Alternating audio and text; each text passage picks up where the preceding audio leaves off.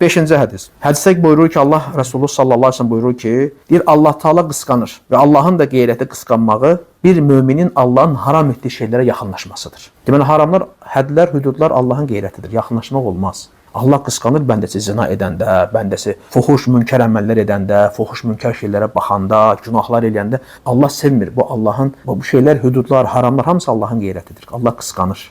Bəli. Təbii indi burada deyir ki, Allahın özünə məxsus olan bir sifətdir, vəsifdir.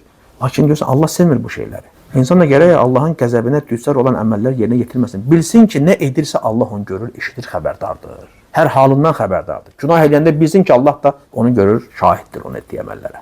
İnsan da həya eləməlidir. Həya etməlidir ki, bax, mən indi burada günah edirəm, bax, Allah məni görür. Əməllərim yazan mələklər məni görür. Deməli, Allah Subhanahu taala sevmir bəndəsi günah edəndə, haramları aşanda, Allah Taala qısqanır. Ona görə insan gərək bu şeylərdən, mömin kəs bu şeylərdən gərək uzaq olsun.